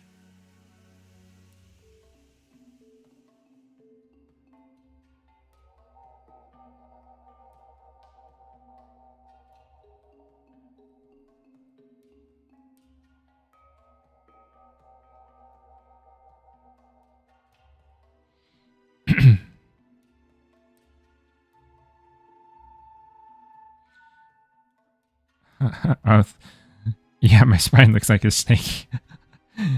Yeah, it's definitely a problem. I have a ton of like exercises and stuff that I'm supposed to be doing to strengthen the like the muscles in my upper back so that it pulls my shoulders back and keeps my um kind of relieves the pain between my shoulder blades and stuff. It has been helping. Um I can definitely feel like when I slack on those exercises, those muscles tend to get much weaker much faster, at least for me. Because like I in the gym, I think we tend to work them like the major muscles. Like if you go to the gym and do a row, you're working like parts of your trapezius, but mostly like a little bit of your lats and then your teres, major, minor. I think, if I'm remembering right. But some of the smaller muscles in there that stabilize everything are not really activated as much. And I think the exercises that I got from my physical therapist are intended to like work those smaller muscles. And it's crazy because it's like I can do a bunch of rows without feeling super tired. I mean, I try to push myself, but I don't feel like I get as tired when I do those.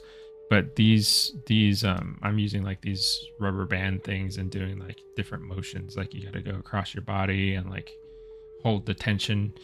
And it's pretty hard. Like it's not like a lot of weight or anything. But it's pretty difficult actually.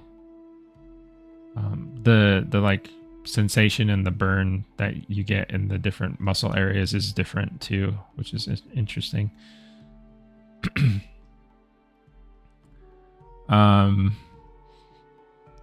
Jealous of your job. It's my dream goal. You'll get there for sure.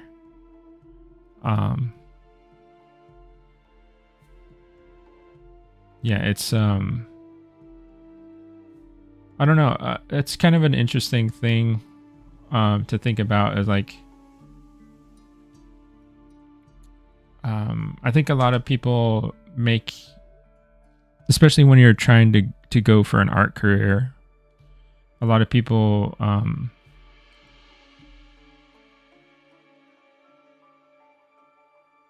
I think I did this too. Like I was very scared of like not making it, I guess. Making it, quote unquote. But at the same time, I think it's just like any other profession. It's like just keep focused. Think about your goals. Work consistently. Don't like work yourself to the bone.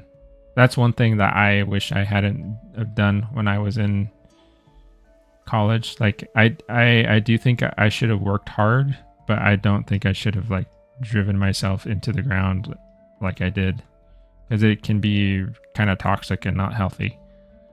And ultimately, like I was doing crazy stuff. Like I was like doing all-nighters and multiple all-nighters to get stuff done, which was just terrible because it made me feel awful. It made me more tired, and when you're tired you can't think, and when you can't think you can't create properly.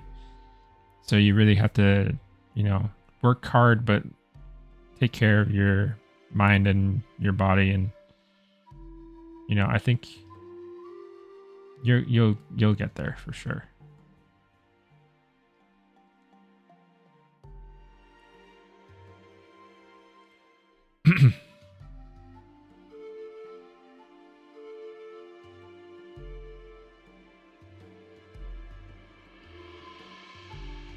That's the one thing I think artists kind of forget. Not that you're doing this. I'm just kind of like going off my little train of thought here. But I think a lot of artists do forget, like, you got to take care of your mind, you got to take care of your body, because if your mind and your body aren't in good shape, you're not going to be able to draw anything. Not going to be able to draw, not going to be able to paint. You know, you got to stay sharp and feel good. When you take care of yourself, you're able to make more things and make more things for longer, which is, I think, what we all want in a creative field.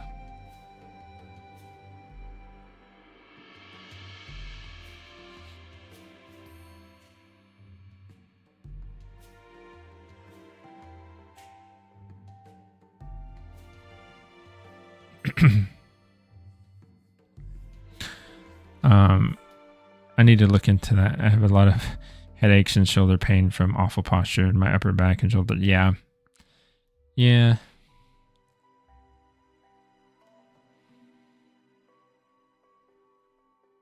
It's just a lot of exercises with these like rubber, like they're like elastic bands. Different tensions for different exercises. And a lot of this like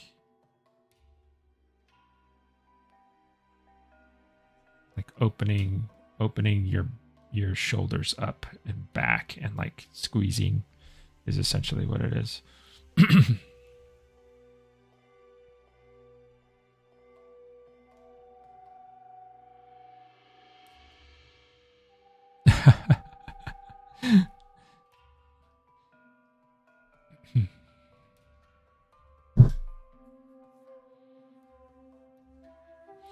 Yeah, carpal tunnel is hard to deal with.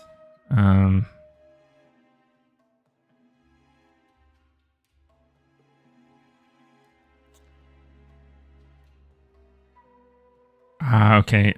Suffer from carpal tunnel. Take frequent breaks. Yeah, stretching your hands out probably.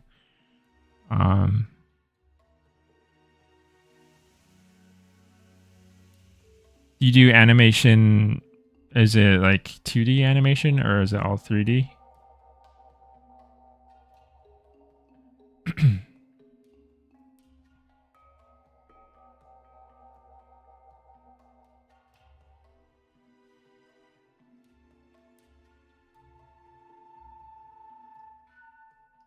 I have friends that are animators. Two of my best friends are actually animators.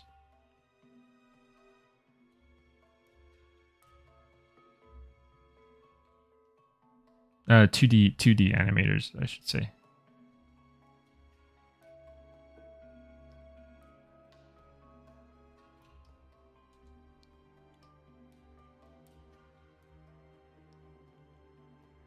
I've always been kind of jealous of their one thing I noticed when I was in college is that the animators all had very good like gesture drawings. Like their gestures are really cool. They can capture lots of, like, you know, it kind of makes sense, right? Because they would have to capture motion and all of that well to be a good animator. But I was always really jealous of their ability to just like, they were always super confident with their, especially the 2D animators. They were really confident with their marks. They would just go out, lay their pen down and just make these really beautiful, like swooping motions and just with a lot of confidence. And I was like, wow, that's awesome to have. Because me, as an illustrator, I'm like digging in, like being very sketchy, hatchy, like very tight. And I think, you know, I was really glad to know them because I learned to loosen up a lot from them.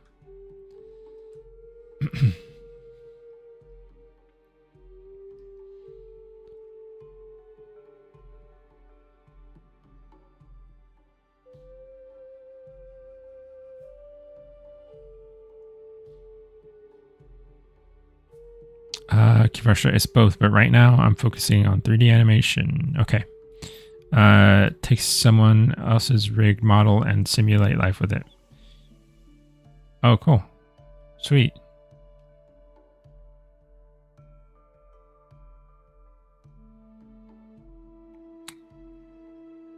Yeah, that's awesome. Do you have any of your animations or anything online? Like, do you have an art station?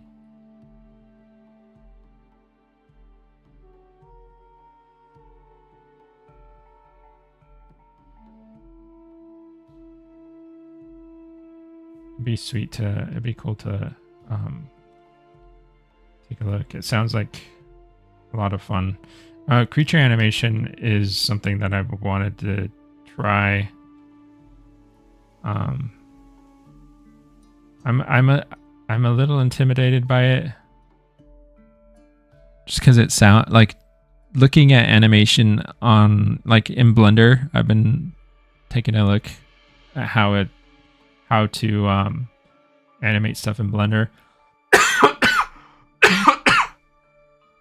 Excuse me. And like looking at like the timeline and keyframe stuff. I don't know.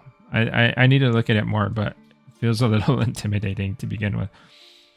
But I do want to try it. I think I just want to try just like animating like a simple, maybe like a walk with a dinosaur or something. I don't know. You think that's too complicated? Where would you recommend somebody start an animation, like start learning animation? Like what kind of thing would you suggest they animate?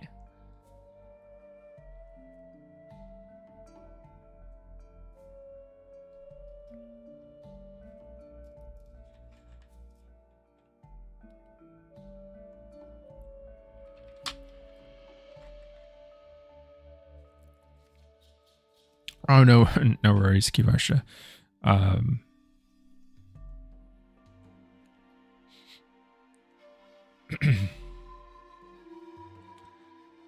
If you wanted to, I mean, my art station's all over. It should be. It's just Raul Ramos art station. So if you wanted to like DM me there or something, you can. That'd be cool.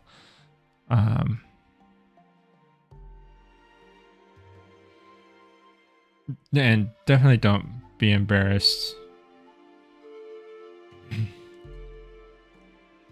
I mean, there's old like drawings and stuff that I have up online that I mean, I guess I would be shy about showing, but it's not like, it's like, that's where I started. So it shows growth.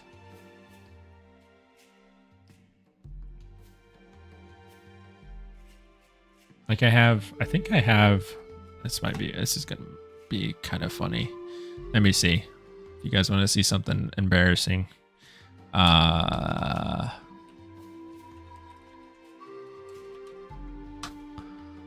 This is going to be terrible.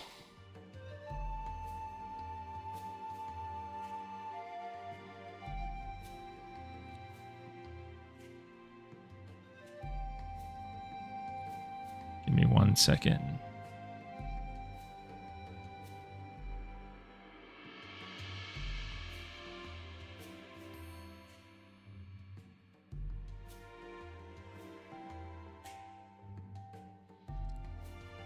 So I had a blog,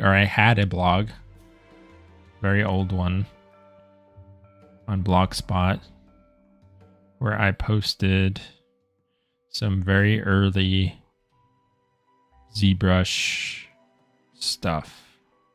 It's actually not even ZBrush, it's Sculptress. Oh man, I don't know if I'll show you. So this is this is one of my very first dinosaur sculpts in 3D. It's a Carnotaurus.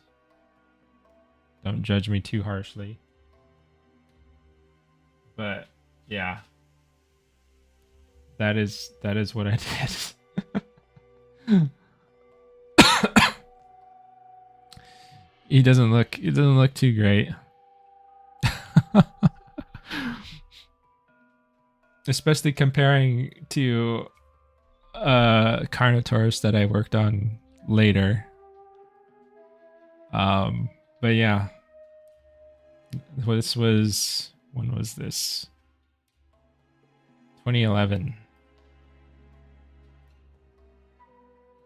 It's my derpy Carnotaurus done in Sculptress with, I don't even think I had a mouse.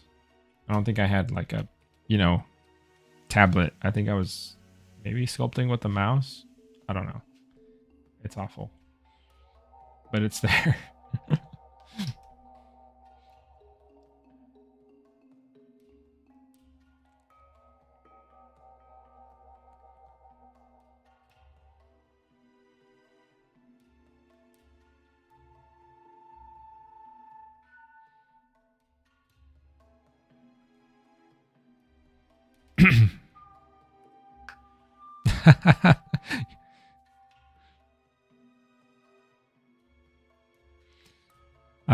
Okay, let's see. Last class tasked with the animating a temple raiding scene. 15 seconds.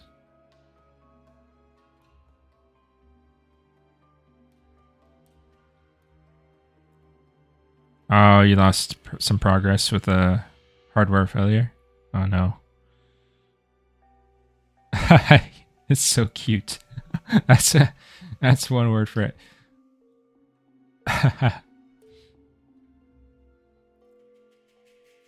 Thanks, guys. Let me see what time we're at.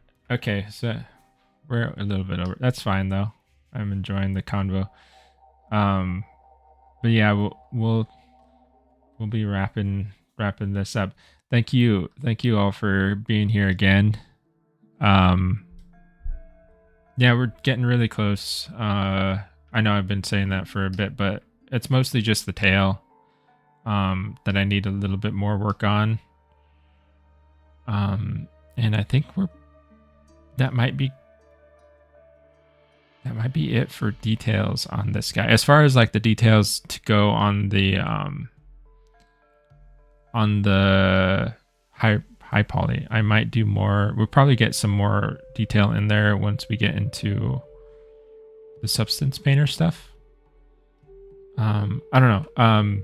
I also need to check in with Islander and make sure that he doesn't want any like changes, or like make sure he's cool with the design and stuff before we commit and move forward with any other stuff.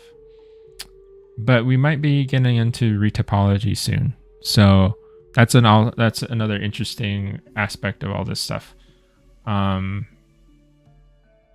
it's gonna be a bit of a challenge too, because there's quite a bit of all these little osteoderms and stuff like that need to be incorporated into the low poly. So that's gonna be tricky. I might need some help with that. We have a retopology expert with us on the team, so I might have to consult with them and see how they would go about doing that. But yeah, thanks you guys for being here. Keep an eye out for updates on the game, on the Discord and on YouTube and social media. And yeah, have a good weekend. Enjoy your weekend. Have fun. See you next week. Okay. Bye. I gotta look at the camera. Bye, guys.